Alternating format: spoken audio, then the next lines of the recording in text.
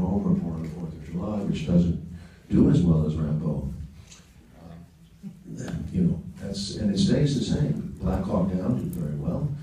Private Ryan did very well. America Comes Out, very patriotic. And if you follow the thread, it's basically through time, it doesn't change. What's it called? Hurt Locker, as good as you claim it is still, there's no condemnation or criticism of the American policy there, as long as American soldiers are presented in a heroic light. And Mr. Kovic, I made reference earlier to the fact that one thing that politics has learned is to make a distinction between the war and the warrior. Do you think that has made any difference in Americans' attitudes toward you, toward your colleagues, and toward subsequent engagements in the people who fought them? No, not really, no. Why do you suppose that is? Because now you're supposed to go up to a soldier, thank the soldier for his service. That's not the problem. The problem is sending them in the first place. The problem is lying to the public, telling them they're weapons of mass destruction when they're not. You know, you may not support the war, but at least support the warrior. Well, if I support the warrior, if I support the soldier, the Marine, or the young man or woman who is willing to risk their lives in another American foreign policy venture, then I'm going to make damn sure that I support them by not allowing them to go in the first place when I know the policy is wrong. And I'm sorry, but I'm not going to be embarrassed at all. I'm not going to be embarrassed at all when I hope they're not, when I raise my voice in indignation when our young men and women start losing arms and legs and coming home with post-traumatic stress disorder, damage for life. I mean, who's supporting these young men and women right now when they can't even get an appointment at the VA?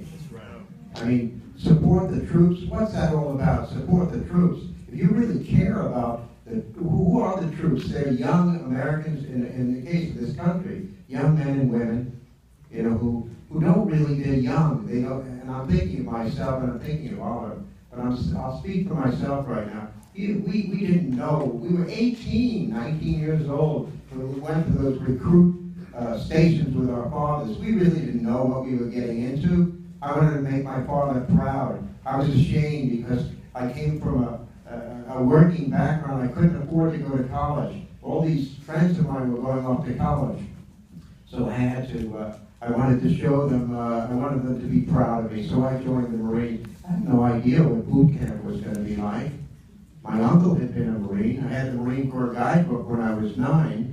I had seen the Marines in Sands of Iwo Jima with John Wayne. But I really didn't know what war was like.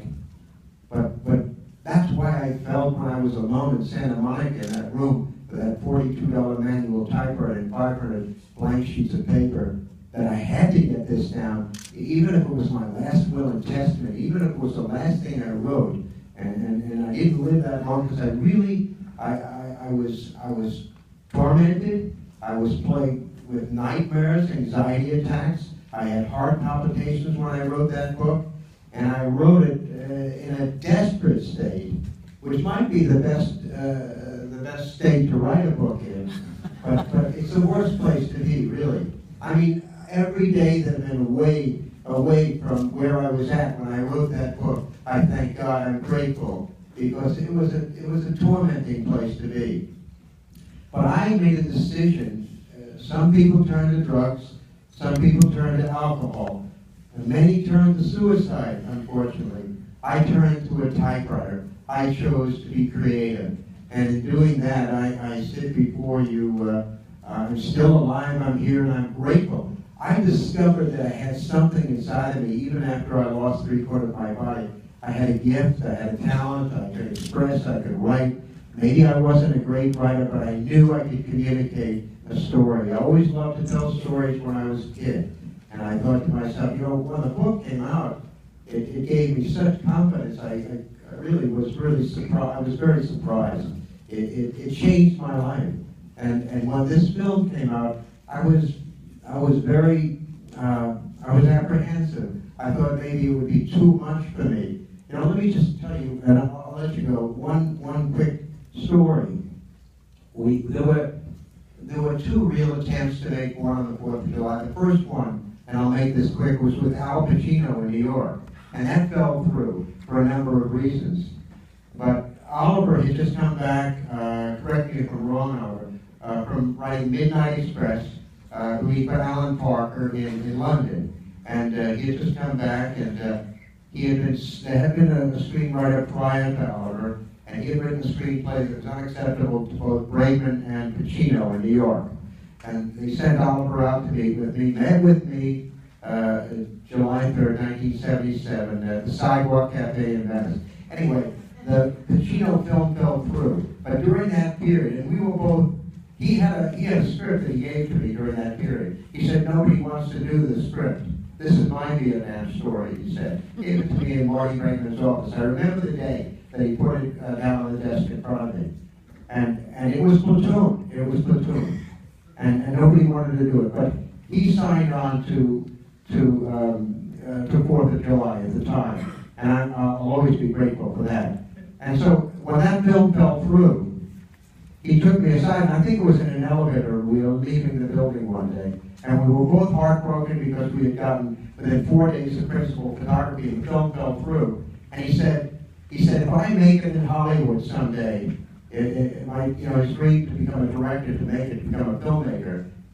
No one knew the name Oliver Stone at the time.